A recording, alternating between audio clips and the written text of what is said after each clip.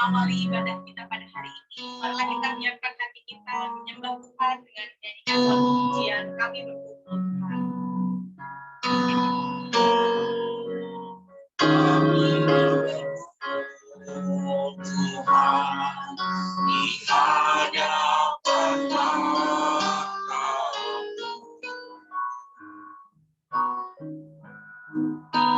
Sujud menyembah dalam indahnya hadirat-Mu.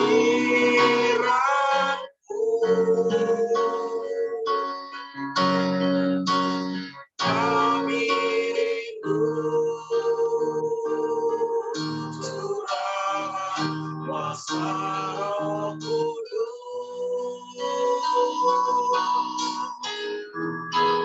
Genapi firman-Mu, jadikan kuat-Mu. Biar belas kasihan Biar belas kasihan-Mu Bapa, penuhi hati kami. Curahkan kuasa Roh Kudus, kami kemuliaan-Mu, membakar hati yang rindu untuk melayani-Mu. Sampai seluruh ini, sampai seluruh ini dipenuhi api kemuliaan.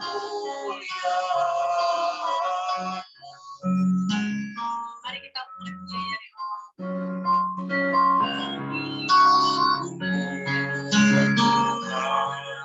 Di hadapan Bapa,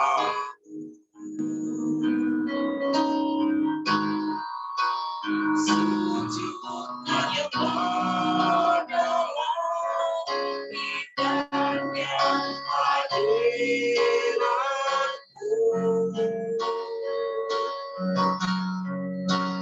Kami rindu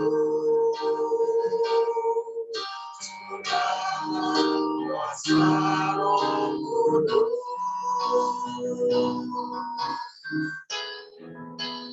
Genapi firman-Mu, jadikan belas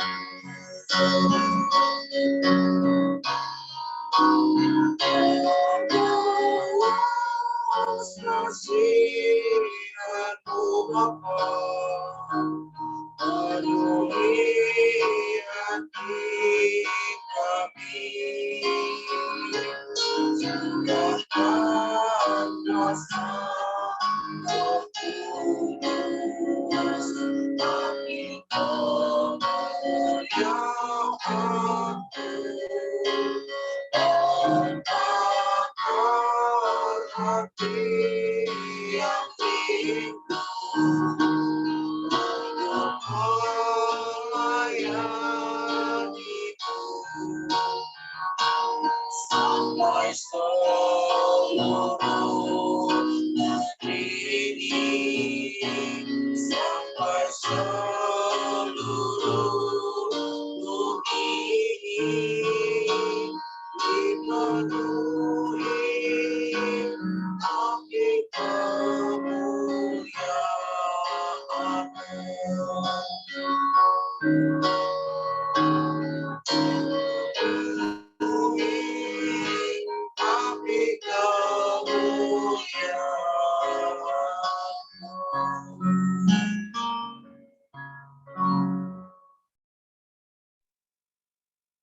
Mari kita satu di dalam doa. Kami sungguh bersyukur kepadamu ya Bapa, Sang pemilik langit dan bumi, pemilik seluruh keberadaan hidup kami. Untuk kesempatan yang indah di hari Minggu Kudus ini Tuhan. Terlebih mana kami, umat-Mu boleh bersama-sama merayakan hari pencurahan Roh Kudus-Mu yang memenuhi hati dan kehidupan seluruh orang percaya. Dan pada minggu hari ini Tuhan, kami datang bersyukur kepadamu bersama dengan keluarga besar Jemaat GKSI Given. Kami rindu untuk dipenuhi lebih lagi Tuhan, melalui puji penyembahan, terlebih lewat kebenaran firman-Mu yang akan meneguhkan dan menguatkan kami. Untuk itu ya Bapa, biarlah Engkau boleh bersama-sama dengan kami dan memimpin jalannya ibadah kami pada hari ini. Dan sebagai hamba Allah, hamba mau tabiskan ibadah ini, bahwa pertolongan daripada Tuhan Yesus Kristus, Sang Pencipta langit dan bumi, turunlah atas jemaat sekalian, anugerah dan damai sejahteranya yang akan memimpin jalannya ibadah minggu pada hari ini, dari awal, pertengahan hingga pada berakhirnya, boleh jadi dalam nama Bapa, Putra, dan Roh Kudus, dalam nama Tuhan Yesus. Amin. Saya kembalikan. Memperingati hari turunnya Roh Kudus, sudah sepantasnya bagi kita untuk bersorak, bersuka cita karena Roh Kudus telah dicurahkan di dalam diri kita pada hari ini. Maka dari itu kita menyanyikan lagu pujian Api Kemuliaan.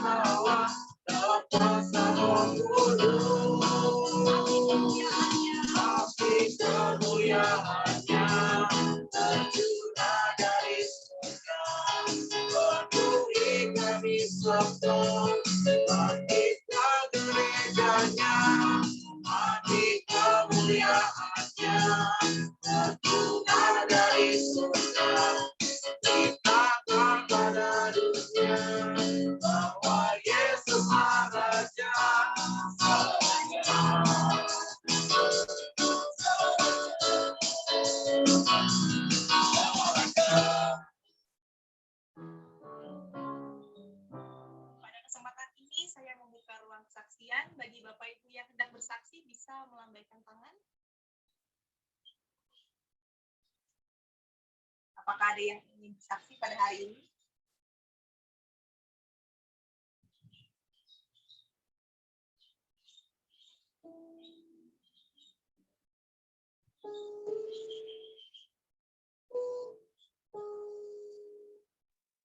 Silakan Pak Gembala. Saya mau bersaksi. Sekali-sekali boleh bersaksi dong Gembala ya.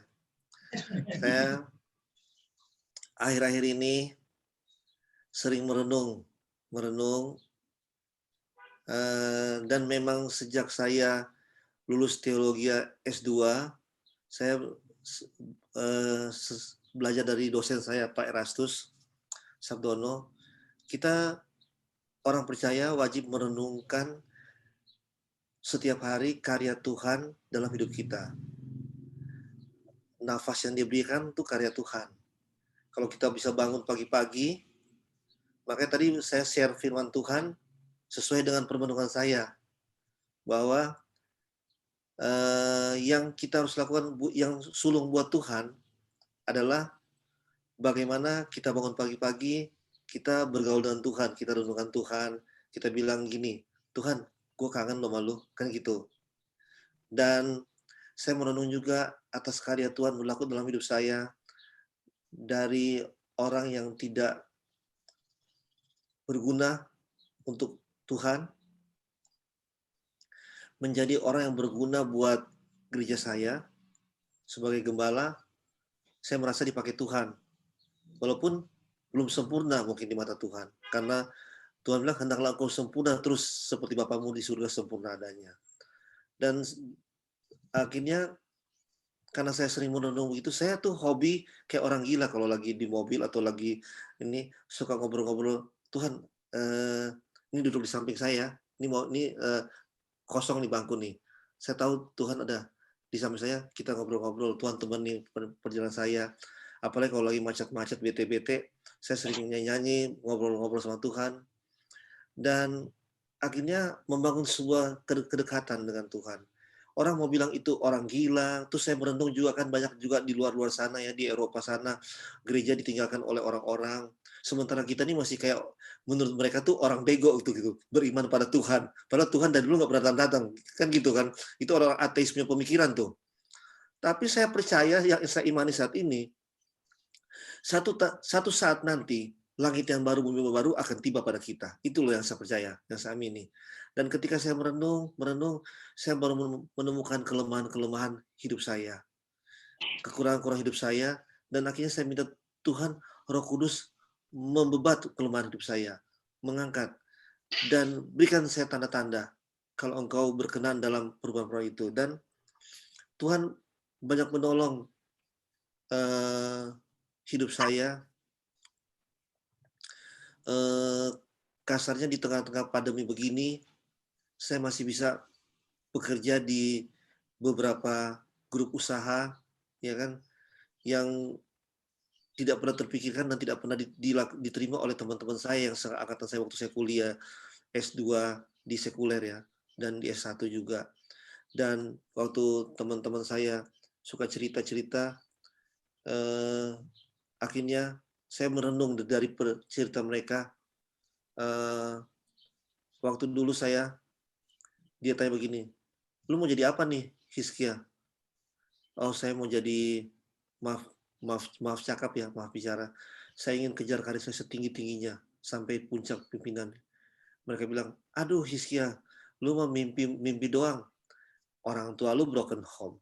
Kuliah dulu aja ngos-ngosan katanya kan. Terus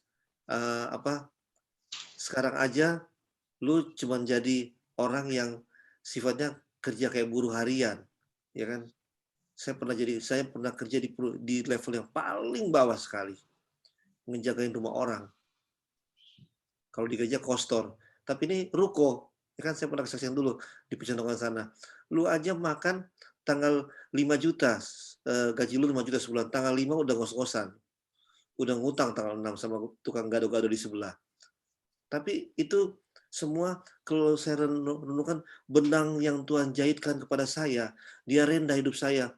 Akhirnya apa yang saya terima saat ini bukan kuat dan gagah saya, tapi hanya anugerah. Ya, Lilis satu orang yang tahu perkembangan pelayanan saya dan hidup saya waktu saya masih jadi melayani di GBI Mawar Cengkareng, ya kan. Lilis tahu sekali saya bagaimana hidup saya. Kasarnya gini, mau ngapa-ngapain aja mikir-mikir.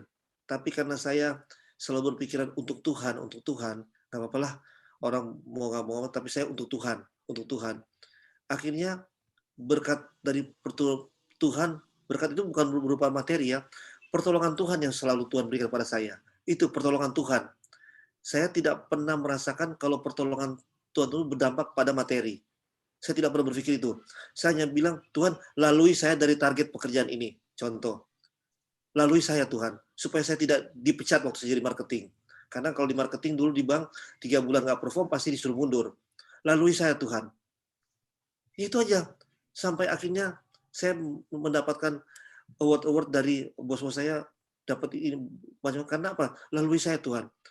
Lalui saya Tuhan. Itu aja. Bukan saya minta Tuhan, kasih saya berkat. Enggak, lalui saya Tuhan.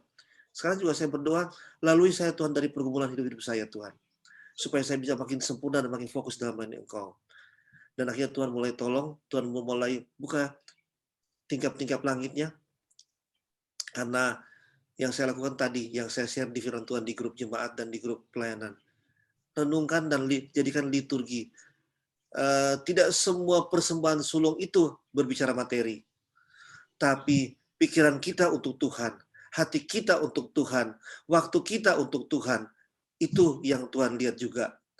Dan itu akan berdampak tentunya kalau kita udah berpikir begitu, kita sudah berpacaran dengan Tuhan, kayak mungkin Pak Indra sama Bu Fitri ya, sudah apapun Pak Indra akan berikan kepada Bu Fitri. Nah demikian juga hubungan kita dengan Tuhan, kalau kita berpikir buat Tuhan semua, apapun Tuhan akan berikan buat kita, apalagi kita punya pergumulan.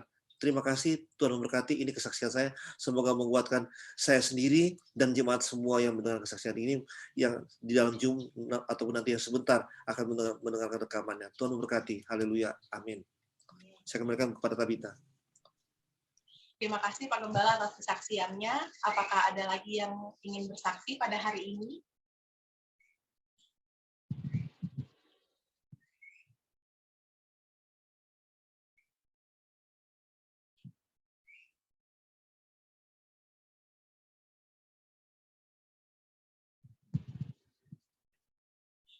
Baik, jika tidak ada yang hendak bersaksi pada hari ini, kiranya kesaksian yang diberikan dapat memberkati kita semua. Dan saat ini tiba saatnya bagi kita untuk duduk diam, merenungkan kebenaran firman Tuhan. Marilah kita memohon agar hati kita dilayakkan untuk dapat menerima kebenaran firman Tuhan. Kita menaikkan lagu pujian, sucikan dan kuduskan hati.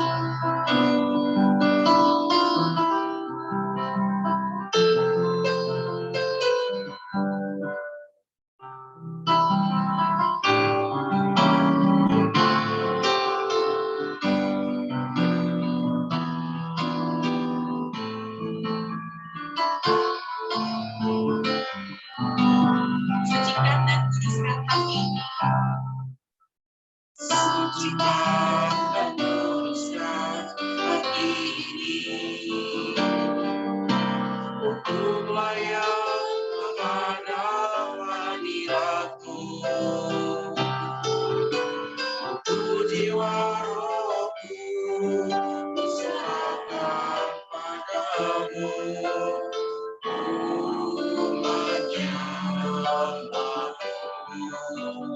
Tinggikan nama-Mu. Tinggikan nama-Mu ya Tuhan. Mulialah nama-Mu ya Tuhan. Tiada lain seperti Engkau ya Allahku, besar kuasa-Mu. Tiada lain seperti Engkau ya Allahku, besar kuasa-Mu.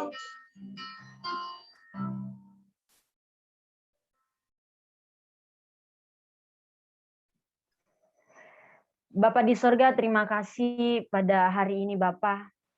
Kami merayakan akan tercurahnya Roh Kudus Tuhan bagi kehidupan kami. Biarlah Roh Kudus Tuhan yang tercurah di atas kami, boleh terus menguatkan kami, mengingatkan kami di dalam panggilan kami. Bahwa kami berjalan bukan karena kami kuat, kami bekerja bukan karena kami kuat, kami pintar, kami mampu. Kami memiliki segalanya dengan hikmat, bukan karena kami mempunyai kepintaran yang lebih daripada Engkau Bapa. Tapi semua yang terjadi dalam hidup kami tahu bahwa ada satu roh Tuhan yang menjadi penggerak seluruh aspek hidup kami. Karena itu Bapa, kami mau dikuatkan lagi oleh satu kebenaran firman-Mu pada hari ini yang mengingatkan kami bahwa Tuhan sudah mencurahkan roh-Nya kepada kami. Bahwa Engkau telah memberikan roh-Mu sebagai penghibur bagi kami, sebagai pengganti untuk membawa kami hidup di dalam terang-Mu. Oleh sebab itu urapi dan berkati ibadah kami. Kami semua yang akan mendengarkan firman-Mu. Kiranya kami boleh dimampukan, kami boleh mengerti, bahkan terlebih kami juga boleh kembali lagi dikuatkan untuk setia di dalam melayani Engkau. Terima kasih Bapa di sorga, berfirman-Lah. Penuhi kami dengan kuasa Roh Kudus-Mu, sebab kami telah siap mendengarkan firman-Mu. Demi dan dalam nama Yesus kami berdoa. Amin. Ya, shalom Bapak Ibu, jemaat yang dikasihi Tuhan. Selamat Hari Pentakosta. Selamat untuk merayakan Roh Kudus Tuhan berkarya lagi di dalam hidup kita masing-masing. Ya Bapak Ibu, sebelum kita masuk dalam perenungan kita, saya rindu mengajak kita untuk mengawali firman Tuhan ini, membaca Yohanes pasal 14, ayat 15 sampai ayat yang ke-17. Itu sebagai awalan dari pembacaan atau perenungan kita hari ini. Karena bagian ini ada hubungannya dengan firman Tuhan yang akan saya bagikan hari ini. Sekali lagi Yohanes pasal 14 ayat 15 sampai ayat yang ke-17 saya bacakan bagi Bapak Ibu. Jikalau kamu, Yesus menjanjikan penghibur. Jikalau kamu mengasihi aku, kamu akan menuruti segala perintahku. Aku akan meminta kepada Bapa dan Ia akan memberikan kepadamu seorang penolong yang lain, supaya Ia menyertai kamu selama-lamanya, yaitu Roh kebenaran. Dunia tidak dapat menerima Dia, sebab dunia tidak melihat Dia dan tidak mengenal Dia. Tetapi kamu mengenal Dia, sebab Ia menyertai kamu dan akan diam di dalam kamu. Ayat yang ke-21, barang siapa memegang perintahku dan melakukannya, dialah yang mengasihi aku. Dan barang siapa mengasihi aku, ia akan dikasihi oleh Bapakku, dan aku pun akan mengasihi dia, dan akan menyatakan diriku kepadanya. Amin. Bapak Ibu, bagian firman Tuhan ini ada kaitannya dengan firman Tuhan yang akan saya bahas hari ini dari Perjanjian Lama dalam Yesaya 42. Kenapa saya mengawali dengan bagian firman Tuhan? Karena hari ini adalah hari pencurahan Roh Kudus atau hari Pentakosta yang kita nantikan selama ini, bagaimana Roh Tuhan lagi hidup di dalam diri kita sehingga membuat kita semakin semangat, semakin giat lagi bahwa ternyata kita tidak berjalan sendiri. Ternyata selama ini tidak kita ditinggalkan sendiri, tapi kita sekalipun mengalami gejolak, penderitaan, bahkan tekanan batin, tapi ternyata ada Roh Kudus Tuhan yang sudah dijanjikan akan senantiasa menghibur Bapak Ibu Saudara dan saya. Nah, dengan hadirnya Sang Penghibur itu Bapak Ibu, apa dampaknya bagi kita saat ini? Apa yang menjadi bukti perubahan bahwa ternyata Roh Tuhan ada pada Bapak Ibu Saudara dan saya? Bahwa ternyata ada Roh Kudus yang memenuhi seluruh hidup kita. Maka apa dampaknya bagi pelayanan kita? Apa bukti nyata bahwa ternyata kita mengalami perubahan sehingga di dalam tanggung jawab kita sebagai hamba Tuhan, kita berbuah, kita memberikan hasil yang terbaik kepada Tuhan. Bapak Ibu, saya mau mengajak kita untuk membuka perenungan kita pada hari ini dari Yesaya 42. Yesaya 42 ayat 1 sampai ayatnya ke-9. Yesaya 42 ayatnya yang pertama sampai ayatnya ke-9 yang akan menjadi perenungan kita bersama pada hari ini Bapak Ibu, bahwa kalau Roh Kudus Tuhan sudah ada pada diri kita, maka ada satu tanggung jawab yang perlu kita kerjakan bersama. Mari kita membuka Yesaya 49 ayat 1 sampai 9, saya bacakan bagi Bapak Ibu. Bapak Ibu di rumah silakan mengikutinya dalam hati dan merenungkannya lewat Alkitab kita masing-masing. Lembaga kita berikan judul Hamba Tuhan. Lihat, itu hambaku yang kupegang, orang pilihanku yang kepadanya aku berkenan. Aku telah menaruh rohku ke atasnya, supaya ia menyatakan hukum kepada bangsa-bangsa. Ia tidak akan berteriak atau menyaringkan suara, atau memperdengarkan suaranya di jalan. Bulu yang patah terkulai tidak akan diputuskannya, dan sumbu yang pudar nyalanya tidak akan dipadamkannya. Tetapi dengan setia ia akan menyatakan hukum. Ia sendiri tidak akan menjadi pudar dan tidak akan patah terkulai sampai ia menegakkan hukum di bumi. Segala pulau mengharapkan pengajarannya. Beginilah firman Allah, Tuhan yang menciptakan langit dan membentangkannya, yang menghamparkan bumi dengan segala yang tumbuh di atasnya, yang memberikan nafas kepada umat manusia yang mendudukinya, dan nyawa kepada mereka yang hidup di atasnya. Aku ini, Tuhan, telah memanggil engkau untuk maksud penyelamatan. Telah memegang tanganmu, aku telah membentuk engkau dan memberi engkau menjadi perjanjian bagi umat manusia, menjadi terang untuk bangsa-bangsa, untuk membuka mata yang buta, untuk mengeluarkan orang hukuman dari tempat tahanan, dan mengeluarkan orang-orang yang duduk dalam gelap dari rumah penjara. Aku ini Tuhan, itulah namaku. Aku tidak akan memberikan kemuliaanku kepada yang lain atau kemasyhuranku kepada patung. Nubuat-nubuat yang dahulu sekarang sudah menjadi kenyataan. Hal-hal yang baru hendak kuberitahukan, sebelum hal itu muncul, aku mengabarkannya kepadamu. Amin. Bapak, Ibu, Saudara yang dikasihi Tuhan, dengan demikian saya memberikan satu tema yang akan kita pelajari bersama, yaitu hamba Tuhan yang menderita dan menjadi terang bagi bangsa-bangsa. Atau hamba Tuhan menderita dan menjadi terang bagi bangsa-bangsa. Kenapa Bapak Ibu? Kita sebagai hamba Tuhan harus siap menderita. Dan dalam penderitaan itu, kita harus bersinar menjadi bangsa-bangsa. Bapak Ibu masih mengingat sejarah Petrus. Siapakah Petrus, Bapak Ibu? Ketika Tuhan menemukan Petrus di dalam keadaan berdosa. Ketika Tuhan memanggil Petrus, Tuhan memanggil Petrus di dalam keadaan berdosa. Tetapi dengan demikian Bapak Ibu, kita melihat bahwa ketika roh Tuhan turun ke atas Petrus, Petrus berbalik. Ia rela menjadi hamba Tuhan yang menderita. Dan kemudian ia menjadi terang bagi bangsa-bangsa. Bapak Ibu yang sama dikasihi Tuhan. Demikianlah firman Tuhan yang hari ini saya juga mau bagikan kepada Bapak Ibu. Dan itu juga menjadi perenungan tersendiri dalam hidup saya. Di dalam menanti pencurahan Roh Kudus. Kenapa Bapak Ibu?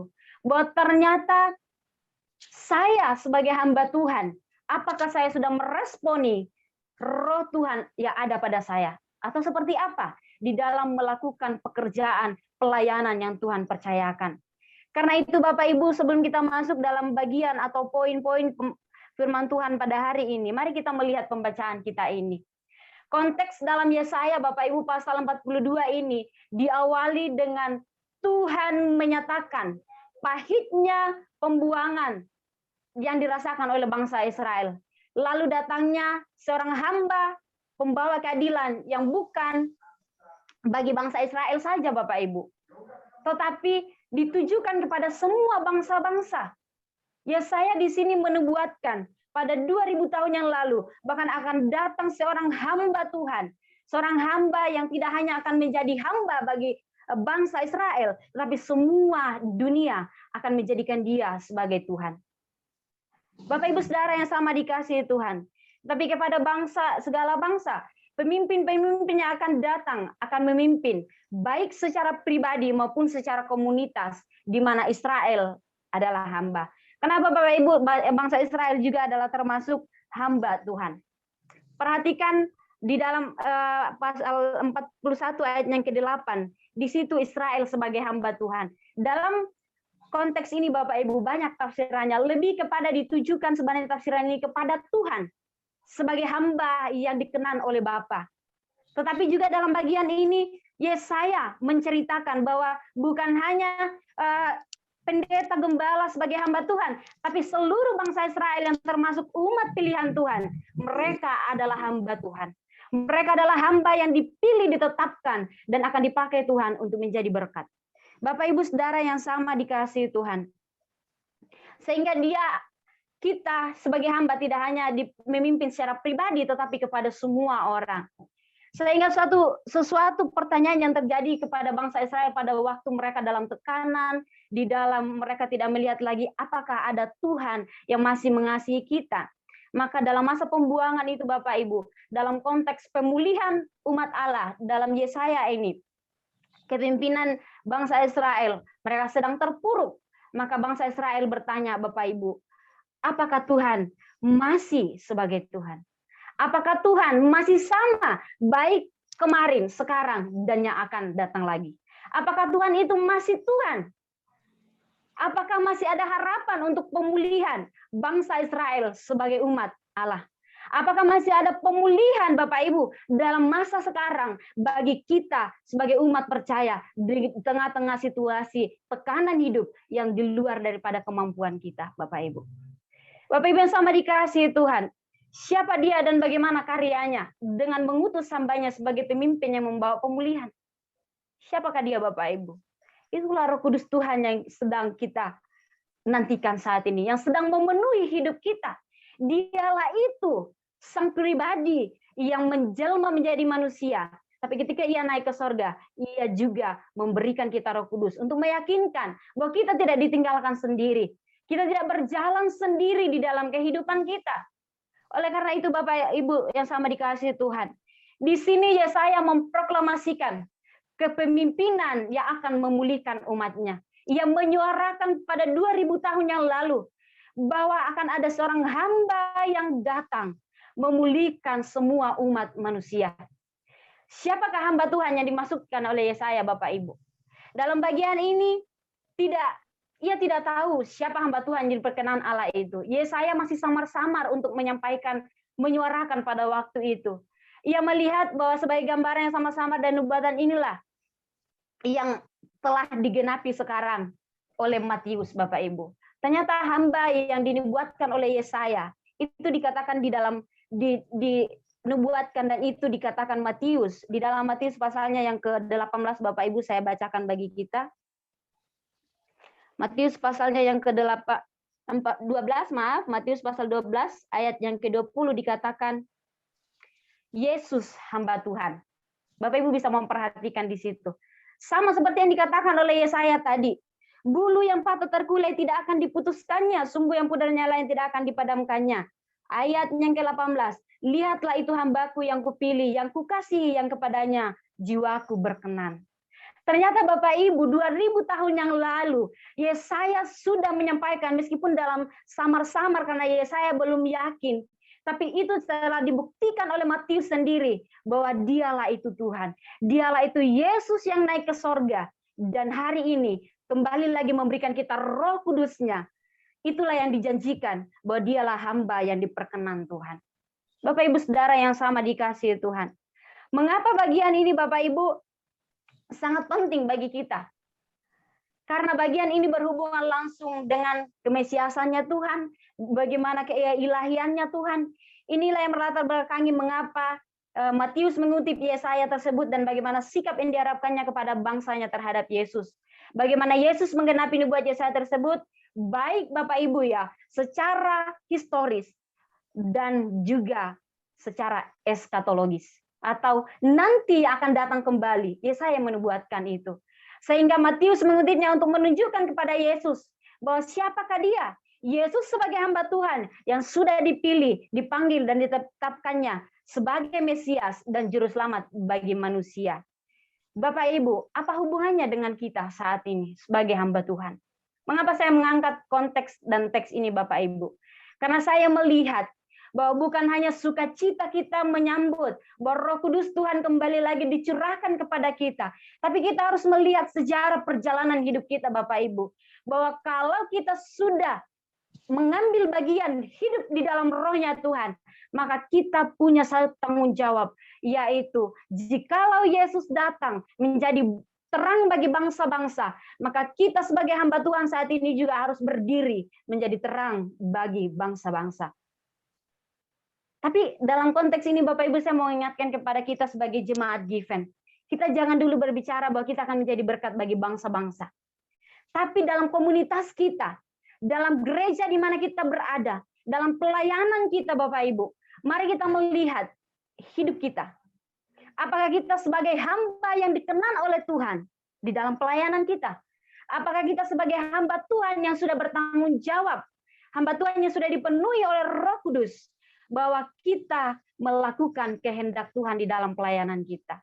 Bapak Ibu, dalam bagian ini Yesaya memberikan beberapa makna tentang pemulihan bangsa lewat seorang pemimpin.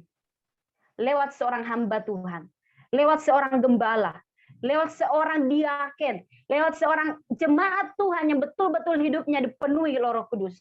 Maka ada bagian yang kita pelajari bersama Bapak Ibu. Yang pertama yaitu Tuhan akan mengirim hamba Tuhan yang dipenuhi Roh Kudus dan bukan pemimpin tirani. Apa maksudnya Bapak Ibu? Bahwa jikalau kita mengharapkan pemulihan, maka kita akan mendapatkan itu lewat suara Tuhan, lewat hamba-hamba Tuhan, lewat setiap orang yang dipakai Tuhan untuk memberitakan kebenaran. Mereka adalah sebagai pemimpin, tapi bukan pemimpin tirani. Tirani dalam hal bahwa ia akan memimpin secara brutal, ia akan memimpin atas dasar kepentingannya sendiri, ia memimpin supaya hidupnya dilihat oleh manusia. Tetapi ia akan menjadi pemimpin yang dipenuhi oleh Roh Kudus, dan dalam kepemimpinannya Bapak Ibu, dia akan memberikan buah, dia akan berhasil, dia akan memuliakan Tuhan. Oleh karena itu Bapak Ibu, artinya pemimpin yang memerintah dengan suatu hal yang bertujuan untuk kerajaan sorga, itu yang akan terlihat dalam kehidupan Tuhan yang mengirim hamba Tuhan tersebut Bapak Ibu. Jadi kita hamba Tuhan itu diutus Bapak Ibu ya. Yesaya diutus, diberikan tanggung jawab. Pada waktu itu Yesaya berkata, Tuhan, saya bukan siapa-siapa Tuhan. Tuhan, mulut saya tidak bisa berbicara. Tuhan, saya adalah orang yang berdosa. Tapi ketika Tuhan melihat Yesaya mengeluh dalam hal ini, Tuhan menurunkan bara api ke dalam mulut hamba Tuhan ini untuk menyuarakan kebenaran, untuk menyampaikan kepada semua bangsa-bangsa bahwa Tuhan itu ada.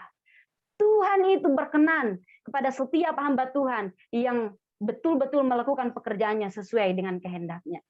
Jadi Bapak Ibu, dalam diri kita, tentu kita sudah dipenuhi oleh Roh Kudus Tuhan. Roh Tuhan yang tercurah bagi kita di hari Pentakosta ini sudah memenuhi setiap kita sebagai hamba Tuhan.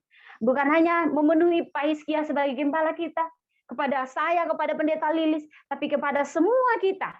Tidak terkecuali, karena kita semua adalah hamba-hamba Tuhan. Karena itu Bapak Ibu, ungkapan di sini Bapak Ibu perhatikan dalam Yesaya, ungkapan bulu yang patah terkulai tidak akan pernah dibiarkan. Dan sumbu yang pudar nyalanya tidak akan dipadamkannya Bapak Ibu. Menggambarkan kedatangan pemimpin yang menjadi pembebas. Menggambarkan kedatangan pemimpin yang akan membawa umat Tuhan untuk datang kepada Tuhan Bapak Ibu. Penguat, pemimpin di sini mempunyai tugas Bapak Ibu. Gembala di sini mempunyai tugas. Hamba Tuhan di sini mempunyai tugas. Dalam hal apa Bapak Ibu? Bahwa dia akan menjadi penguat.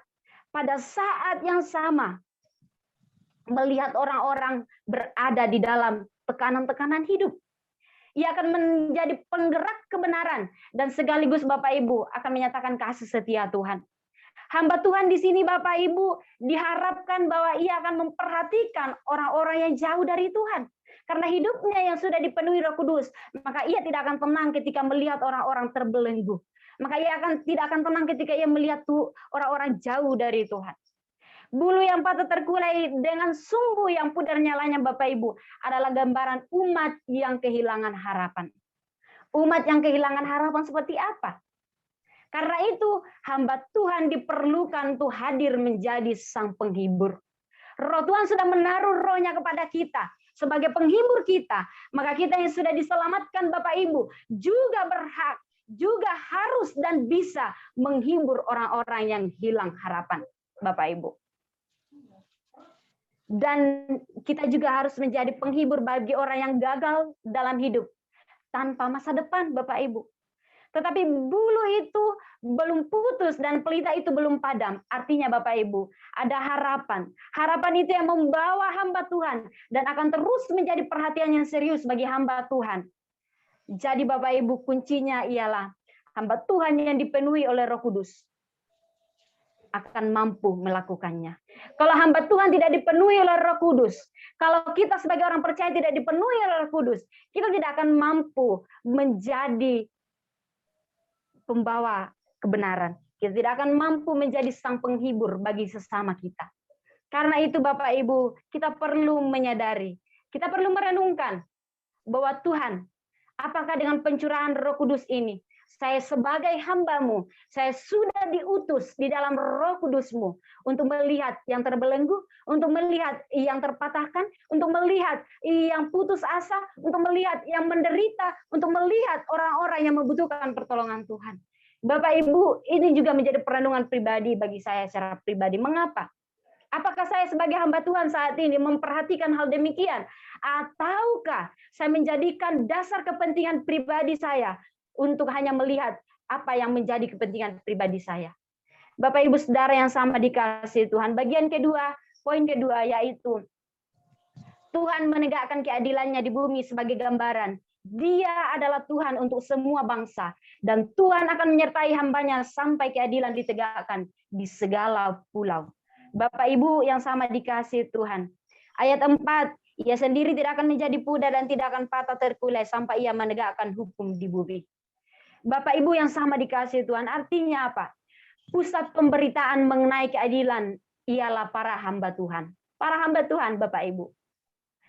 Pusat pemberitaan kebenaran yang sejati itu ialah hamba Tuhan, ialah umat Tuhan, ialah bangsa Israel yang dipilih oleh Tuhan. Siapa bangsa Israel? Kalau kita termasuk orang pilihan Tuhan, maka kita juga adalah bangsa-bangsa Israel. Bangsa-bangsa Israelnya Tuhan, bukan bangsa Israel di muka bumi ini saja, Bapak Ibu. Karena itu, kebenaran harus berpusat pada diri kita. Maka kita yang dipenuhi Roh Kudus harus betul-betul seluruh aspek hidup kita menjadi berkat bagi sesama. Bapak Ibu, tadi saya sudah menyinggung, sama seperti Petrus yang dipenuhi oleh Roh Kudus.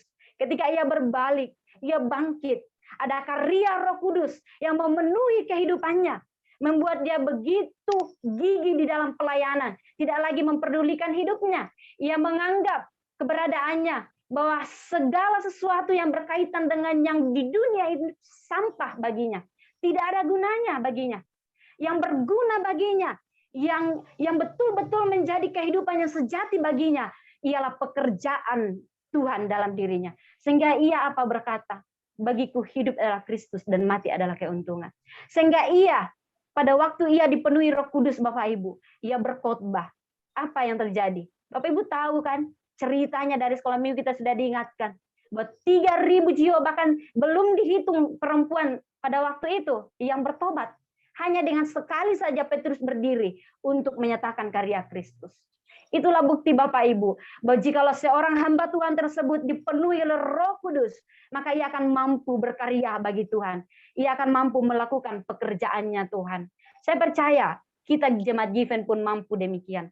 Kalau kita menjadikan Roh Tuhan itu satu-satunya sebagai penggerak dalam pelayanan kita Bapak Ibu.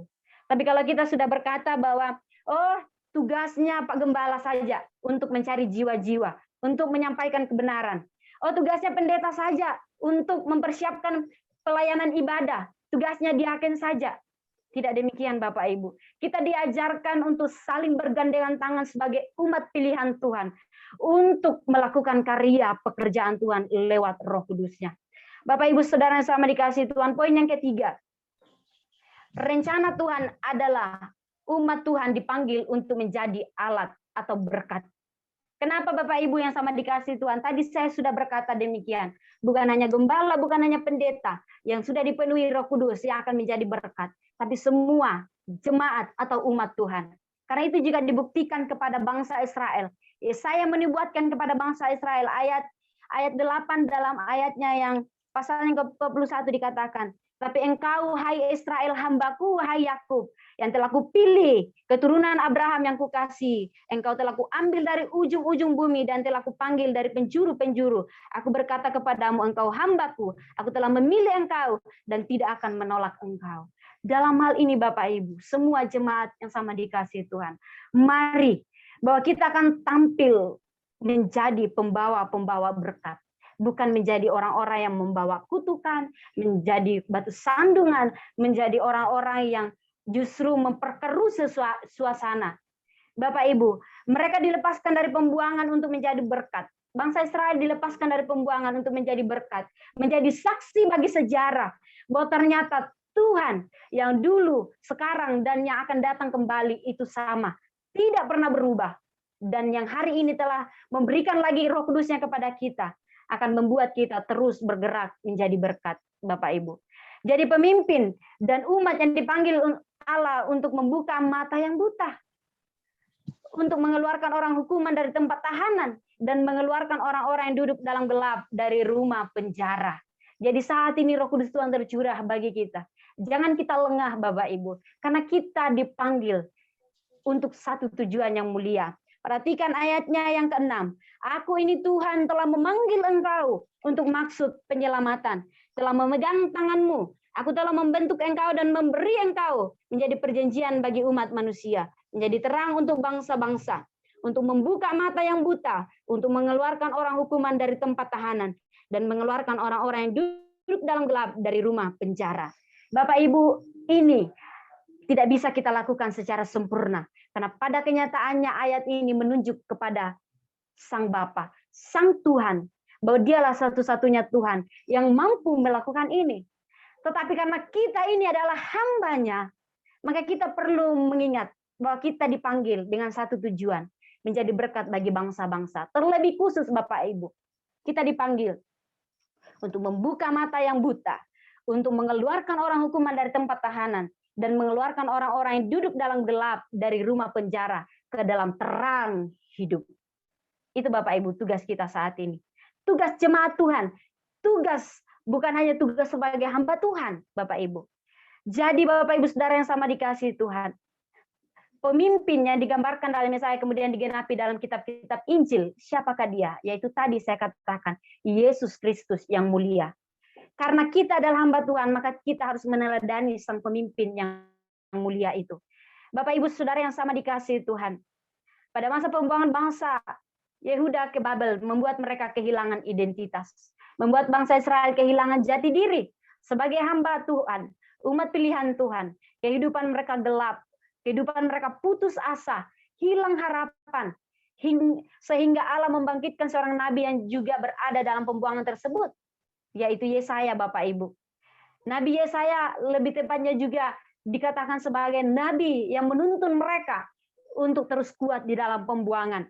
Yang menubuatkan kepada mereka bahwa akan datang seorang hamba Tuhan yang akan menyelamatkan mereka yang sedang hidup dalam kegelapan. Yang akan membawa mereka masuk ke dalam terang Tuhan. Dengan demikian, karena bangsa Israel memerlukan Allah, maka Allah hadir dalam hidup mereka, Bapak Ibu. Allah membebaskan mereka. Bapak Ibu, nubuatan ini dimulai dengan lihat hambaku yang kupegang. Perhatikan ayatnya yang ke-1 Bapak Ibu. Lihat hambaku yang kupegang, yang kepadanya aku berkenan, orang pilihanku. Aku telah menaruh rohku ke atasnya, supaya ia menyatakan hukum kepada bangsa-bangsa. Jadi Bapak Ibu, mari, bahwa ternyata Tuhan sudah terlebih dahulu mengalami hal demikian. Maka kita juga sebagai hambanya saat ini, perhatikan hidup kita. Bahwa apakah saat ini Tuhan melihat hidup saya dan saya berkenan kepada Tuhan. Apakah saat ini saya dipenuhi oleh Roh Kudus Tuhan sebagai seorang hamba Tuhan yang berkenan kepada Tuhan. Perhatikan kehidupan kita Bapak Ibu. Hamba Tuhan seperti apakah yang dinubuatkan oleh Yesaya? Hamba Tuhan yang adalah utusan Allah, yang setia bahkan rela menderita untuk tugas penyelamatan bagi umat Israel. Dalam Yesaya 42 ini Bapak Ibu, hamba Tuhan yang dituliskan di sini adalah hamba Tuhan yang menderita, bukan hamba Tuhan yang berpangku tangan, duduk, dan juga memerintah saja. Bukan Bapak Ibu. Tetapi yang dimaksudkan Yesaya adalah hamba Tuhan yang menderita, yang dipanggil, diurapi, dan kepadanya Allah berkenan. Bapak Ibu Saudara yang sama dikasihi Tuhan, banyak para ahli berkata bahwa hamba Tuhan dalam konteks ini adalah individu yang diurapi tetapi yang melakukan perintah Allah untuk menerangi kehidupan umatnya. Dalam hal ini Bapak Ibu, bahwa hamba Tuhan di sini yang dimaksud itu hanyalah Tuhan. Tetapi karena dalam konteks kita saat ini, kita juga adalah hamba Tuhan. Maka kita memperhatikan bahwa tugas kita dipanggil bukan hanya mengabarkan kebenaran, menyuarakan kebaikan, tapi kita juga harus siap menderita. Hamba Tuhan dalam konteks ini juga harus menjadi figur, contoh, gambaran Allah, atau rupa Kristus dalam setiap aspek kehidupannya. Bahkan terlebih untuk hamba Tuhan pada masa kini, Bapak Ibu. Hamba Tuhan pada masa kini perlu melihat ini. Jadi jikalau kita sebagai figur hamba Tuhan yang baik, kita sudah menyerupai pribadi Kristus, maka kesetiaan Allah untuk tetap setia terhadap janjinya tentang pemulihan umatnya, itu juga menjadi bagian hidup kita. Dalam perikop ini, sang hamba yang dipilih, itu dipresentasikan atau disuarakan Bapak Ibu, bahwa sebagai seorang yang menyelesaikan Tuhan Allah, yang maha kuasa dengan membawa harapan dan terang kepada mereka yang tertindas, yang tertekan. Mengapa dalam bagian ini kita diajak Yesaya untuk melihat, memperhatikan Bapak Ibu? Bukan hanya kita diajak untuk membaca, tapi perhatikan dan lihat dengan seksama Bapak Ibu. Supaya kita menemukan kedalaman pengertian akan Allah, pengenalan akan hamba yang kepadanya Allah berkenan itu apa? Apa yang dimaksudkan Allah itu berkenan? Sebab hamba yang dimaksudkan di sini Bapak Ibu sekali lagi, sebenarnya dalam konteks ini itu bukan menunjukkan kepada manusia, tetapi kepada dia yang dijanjikan, kepada seorang hamba yang dinubuatkan itu, yaitu Yesaya. Dalam kedatangan Tuhan itu, dia tidak dianggap Tuhan. Dia tidak dianggap oleh manusia. Dunia tidak menerima dia. Di dalam pasalnya yang ke-53, Bapak Ibu, saya bacakan bagi kita ayatnya yang kedua sampai ketiga. Di situ dikatakan, sebagai taruk ia tumbuh di hadapan Tuhan, dan sebagai tunas dari tanah kering, ia tidak tampan dan semaraknya pun tidak ada, sehingga kita memandang dia, dan rupa pun tidak sehingga kita menginginkannya. Dia dihina dan dihindari orang, seorang penuh dengan kesengsaraan dan biasa menderita kesakitan. Dialah itu Tuhan Bapak Ibu. Dialah itu yang dikatakan Yohanes tadi Bapak Ibu, bahwa dunia tidak mengenal dia, dunia tidak menerima dia, karena dunia tidak tahu siapa dia. Tapi kalau umat pilihannya, hamba Tuhan, bangsa Israel, dia pasti tahu siapa itu. Tapi ironisnya, sayangnya Bapak Ibu, kalau dia sudah tahu ini, tapi ia menolak siapa pribadi itu. Ia menolak Roh Kudus Tuhan itu yang menjadi penghibur baginya. Maka sangat disayangkan Bapak Ibu. Ada begitu banyak orang yang mau berkumpul di sekitar mahkota Kristus, Bapak Ibu. Itu tidak bisa kita pungkiri. Ada banyak orang yang mau berkumpul dalam mahkota Kristus. Bahwa ketika ia mati, dia mau di mahkota Kristus. Tetapi sedikit sekali yang mau berkumpul di kaki salib Kristus, Bapak Ibu. Banyak orang yang mau berkat Kristus, yang mau yang baiknya saja daripada Kristus. Tapi sedikit sekali yang mau menderita bersama Kristus. Banyak hamba-hamba Tuhan, banyak umat Tuhan, orang percaya yang hanya mau baik-baiknya saja, tapi sedikit sekali yang mau menderita dalam pekerjaan Kristus. Padahal Alkitab berkata, Bapak Ibu, tidak ada kemuliaan tanpa salib, tidak ada kemuliaan tanpa penyangkalan diri, tidak ada kemuliaan tanpa Bapak Ibu siap menderita bersama dengan Kristus.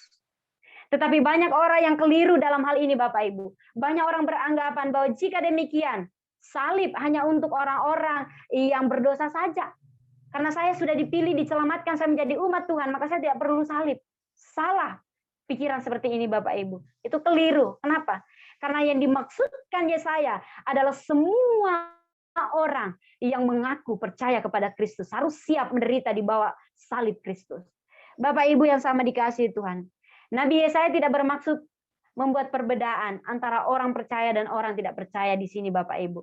Namun firman ini dimaksudkan bahwa agar semua hamba Tuhan menyadari hidupnya dipanggil bukan hanya di komunitas kekristenan, dalam komunitas gereja, tapi harus berdiri menjadi terang bagi seluruh bangsa, bagi semua bangsa. Karena Yesus Tuhan kita sudah terlebih dahulu melakukannya. Dan hari ini Ia telah memberikan kita Roh Kudus-Nya. Mari hidupkan Roh Kudus itu. Bahwa kita punya tugas sebagai hamba Tuhan, harus menjadi terang bagi semua orang. Bapak Ibu, yang menjadi kesimpulannya bagi kita Bapak Ibu, firman Tuhan hari ini, di hari Pentakosta ini, mari kita bersyukur bahwa Roh Kudus Tuhan kembali lagi menguatkan kita di dalam pelayanan kita. Yesaya mengambil ilustrasi bulu yang patah terkulai dan sumbu yang pudar nyalanya Bapak Ibu, sebagai gambaran dari orang yang hidup tanpa Kristus, bukan hanya sebagai ilustrasi yang biasa saja. Bulu yang dimaksudkan di sini pada zaman Israel, Bapak Ibu, itu punya pengertian sendiri. Artinya bulu ini semacam ilalang besar yang banyak terdapat di sekitar sungai Yordan pada saat itu. Bulu ini semacam ilalang besar yang banyak didapatkan, dan menurut kebiasaan pada zaman itu Bapak Ibu, bulu yang sering disebut oleh orang-orang Israel pada saat itu, bahwa anak-anak Yahudi untuk mengambil itu dan membuat menjadi suling, Bapak Ibu.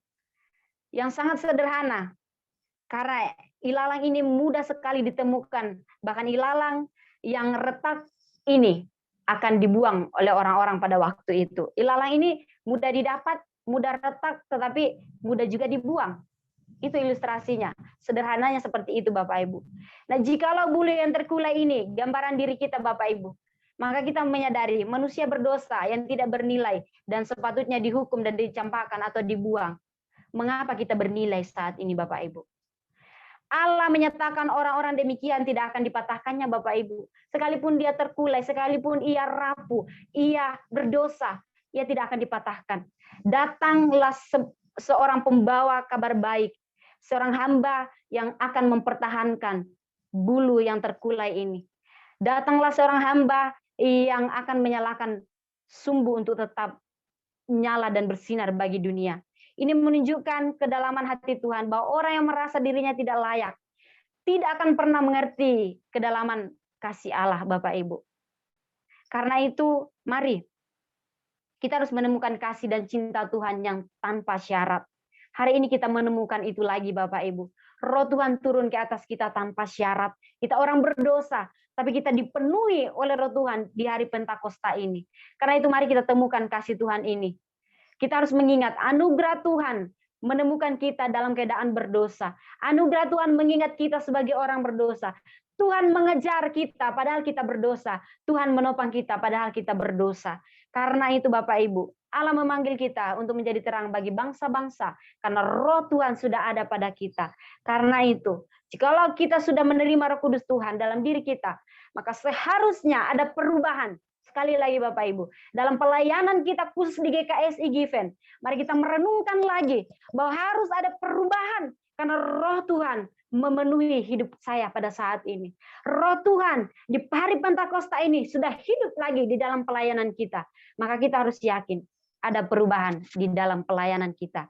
Sebagai hamba Tuhan yang setia dan taat sampai kepada Tuhan datang kembali.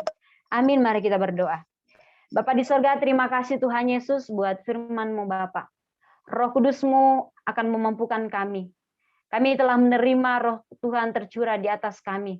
Kami diingatkan lagi Tuhan. Hari ini adalah hari istimewa bagi kami juga umat Kristen. Karena kami tahu Tuhan telah menjanjikan penghibur yang sejati. Dan dialah itu Yesus Kristus yang sudah ada dalam diri kami pada saat ini. Dan biarlah Tuhan kami sebagai hamba Tuhan boleh betul-betul menyadari bahwa kami harus siap melayani Tuhan di dalam penderitaan kami. Kami harus siap menjadi garam dan terang bagi bangsa-bangsa. Karena Roh Tuhan memanggil kami untuk melakukan pelayanan Tuhan. Karena itu Bapa, pengurapan daripada Roh Kudus-Mu kiranya boleh terus menuntun jemaat Tuhan, menuntun kami sekalian untuk tetap setia di dalam pelayanan kami, menjadi contoh dan teladan bagi setiap orang-orang yang memerlukan Engkau, bagi setiap orang-orang yang hilang harapan.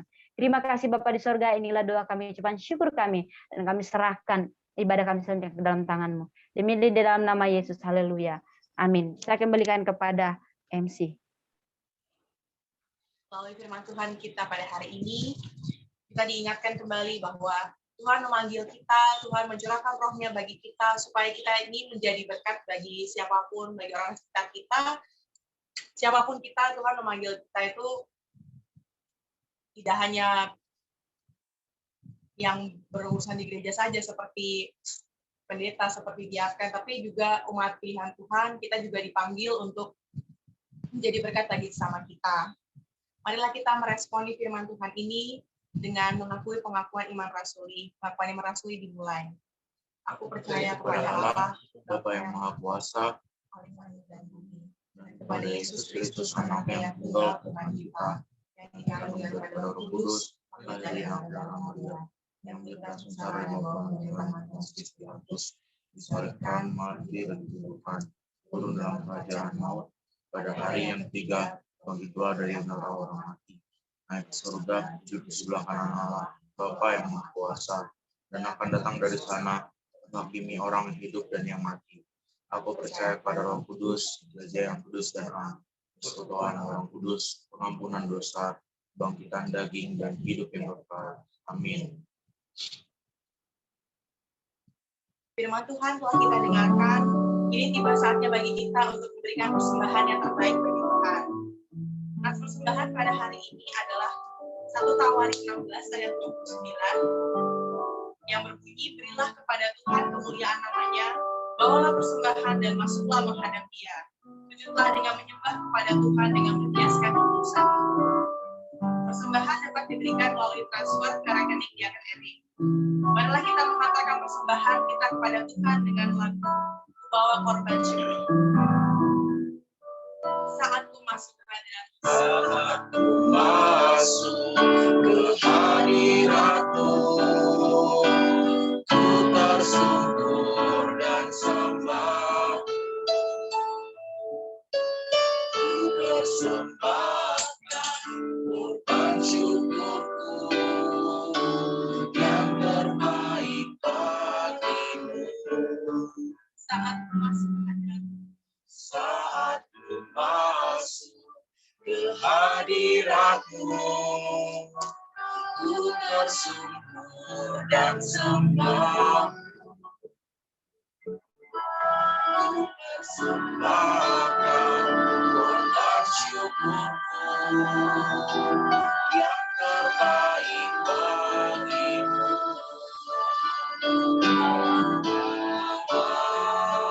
Korban syukurku yang tepat tulus untuk Tuhan.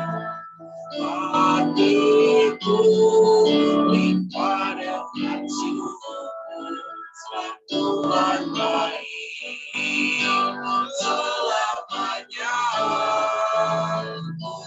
Bawa korban syukur yang tepat tulus untuk Tuhan. Hatiku limpah dengan syukur, sebab Tuhan baik. Sebab Tuhan baik. Sebab Tuhan baik.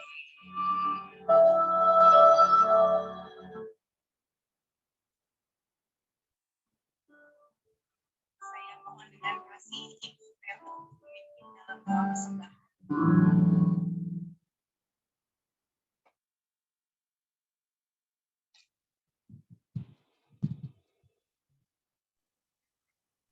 Tuhan, terima kasih Tuhan, karena Engkau telah menegur kami, menguatkan kami, membawa kami semakin hari diperingati kami, supaya kami tetap setia kepadamu, karena Engkau sudah melalui menjadi hamba untuk mengorbankan hidupmu, untuk menebus dosa-dosa kami, Tuhan. Di hari Pentakosta ini, Tuhan, kami telah memberikan persembahan kami, Tuhan. Biarlah itu bisa dipergunakan untuk kemuliaan nama-Mu, untuk operasional gereja, dan untuk pelayanan yang Engkau berikan kepada kami. Berkati tangan-tangan yang telah memberi, Tuhan, dengan limpah-limpah sesuai dengan janji firman-Mu, dan dalam nama Yesus kami sudah berdoa. Haleluya. Amin. Kiranya hari-hari kita ke depan selalu disertai dengan iman bahwa Tuhan selalu berada bersama-sama dengan kita. Tuhan, dan seperti firman yang sudah disampaikan tadi, bahwa Tuhan telah memberikan kita penolong, Tuhan memberikan kita rohnya yang membimbing kita dalam kehidupan kita sehari-hari, dimanapun dan apapun keadaan kita. Marilah kita mengakhiri ibadah pada hari ini dengan lagu Tuhan adalah Gembalaku. Tuhan adalah Gembalaku. Tuhan adalah gembalaku, takkan kekurangan aku. Ia membaringkan aku di padang yang berumput hijau. Ia membimbingku ke air yang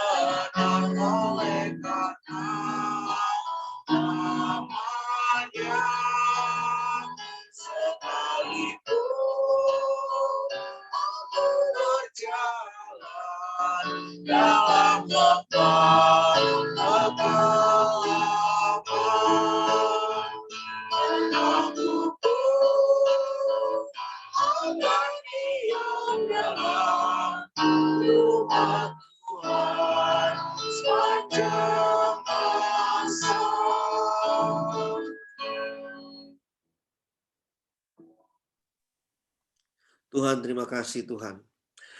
Karena kami boleh mendengarkan kebenaran firman-Mu Tuhan. Boleh menegur kami, menguatkan kami, di tengah kami kelemahan, di tengah masa pandemi ini kami seringkali dibuat terombang-ambing iman kami. Tapi kami selalu dikuatkan oleh iman-Mu Tuhan, melalui iman kami selalu dikuatkan oleh firman-Mu Tuhan. Dan kami boleh mendapatkan suatu pelajaran Tuhan pada hari Pentakosta ini Tuhan, bahwa Engkau akan menjaga kami. Engkau tidak akan membuat kami sampai terjatuh atau terpuruk Tuhan, karena tangan Tuhan akan selalu memegang tangan kami Tuhan. Terima kasih Tuhan atas kebenaran firman yang telah disampaikan oleh Pendeta Lydia.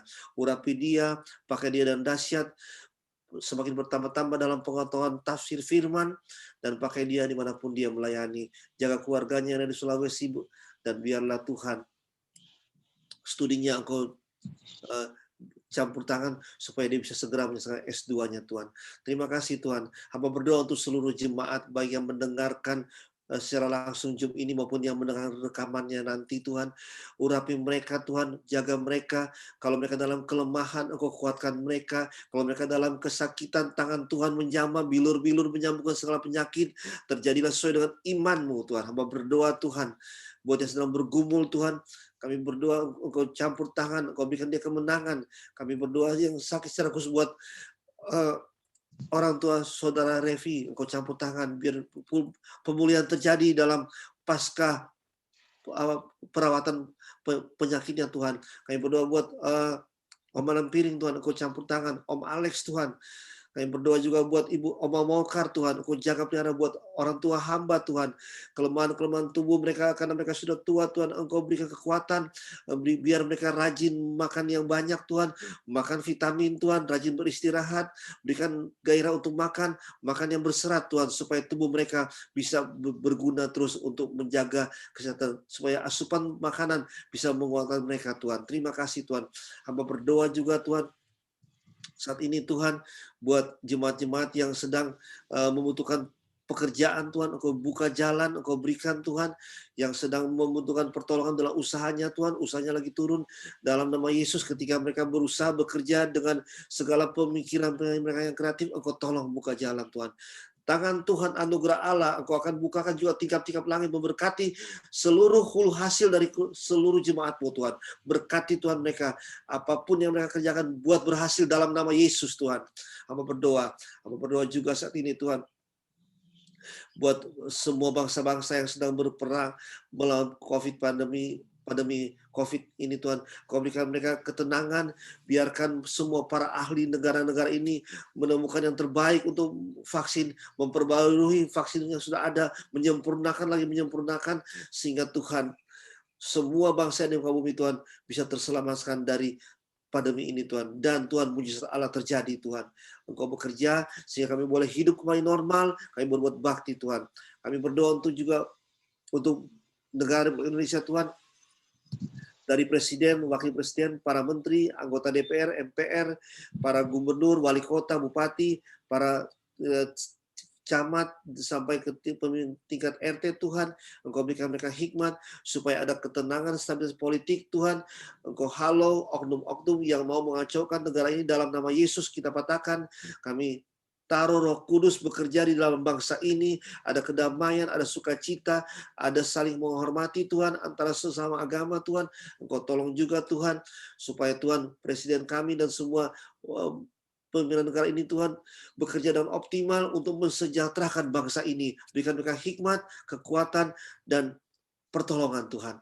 Kami berdoa juga buat rencana sinode tanggal bulan November untuk melakukan rakernas Tuhan, musyawarah Tuhan.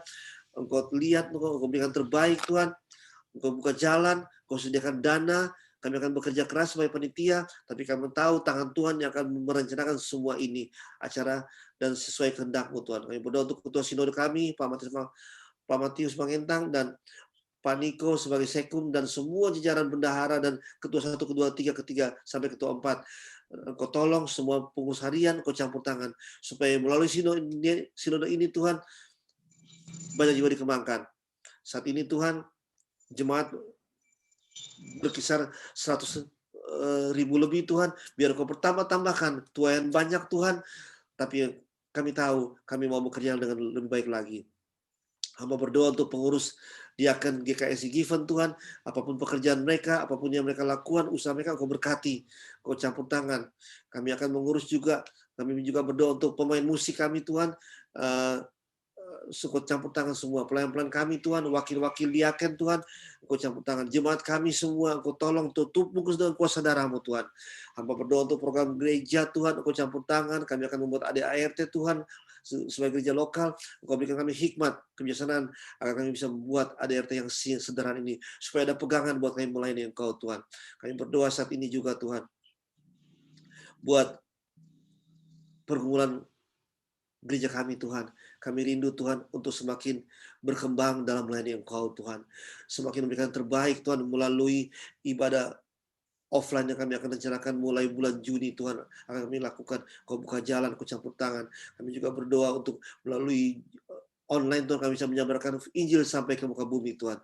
Terima kasih Tuhan, pakai kedua pendeta di gereja GKSI Given ini Tuhan, Pendeta Lydia, Pendeta Liz, supaya mereka bisa bekerja dengan maksimal dan nama Tuhan dipuji dan besarkan. Kami berdoa buat hamba Tuhan dalam pelayanan sebagai gembala, Engkau berikan hamba hikmat, kekuatan, dalam pekerjaan juga Engkau tolong. Tanpa Engkau hamba tidak bisa berbuat apa-apa. Terima kasih Tuhan. Terima kasih Tuhan.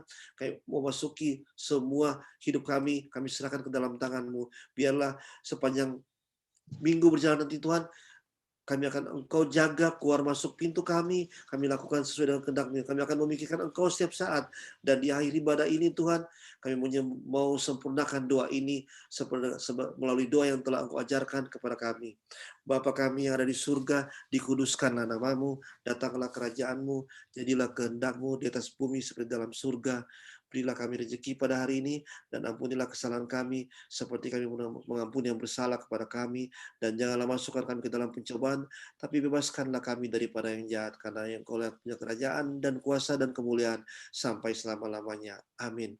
Dan di akhir ibadah ini, semua jemaat yang terkasih, yang terlibat dalam online Zoom maupun yang nanti akan mendengarkan recording, angkat kedua tangan jemaat, terima berkat sepanjang minggu jalan dari Allah kami. Kekasih Allah, angkat kedua tangan jemaat. Kekasih Allah, sepanjang minggu berjalan ini, semua yang Kau lakukan, aktivitas yang Kau lakukan, akan diberkati oleh Allah Abraham, Ishak, dan Yakub. Keluar masuk pintu rumahmu, Engkau semakin baik. Engkau semakin menerima anugerah Allah, penyertaan Allah di dalam hidupmu. Keluargamu akan dijaga, kesehatan keluargamu akan dijaga, dan engkau akan bersama dengan dia, dengan rancangan yang indah bersama dia, mulai hari ini, besok lusa, bahkan sampai dia datang kedua kali, mengajak kita bersama-sama dengan dia, masuk ke langit yang baru, bumi yang baru, yaitu Yerusalem baru, yang percaya katakan, amin. Amin.